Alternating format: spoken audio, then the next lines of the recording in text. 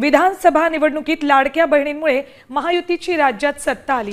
त्या लाडक्या बहिणींची नाराजी आता स्थानिक स्वराज्य संस्थांच्या निवडणुकीत महायुतीला परवडणार नाही। त्यामुळे लाडक्या बहिणींची ई-केवायसीची प्रक्रिया तुर्तास थांबवली आहे। ऑक्टोबरचा लाभही पुढच्या आठवड्यात दिला जाणार आहे। आपण या संदर्भात अधिक माहिती घेऊयात आमचे प्रतिनिधी शिवाजी शिंदे यांच्याकडून। शिवाजी, लाडक्या बहिणींची नाराजी भोवणार हे लक्षात येताच आता ई-केवायसीची प्रक्रिया थांबवण्याचा निर्णय घेतलाय।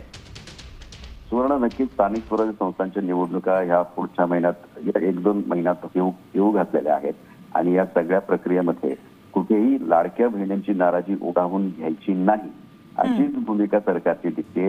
त्यामुळे तुर्तास तरी ही जी केवायसी आहे ती थांबवलेली आहे।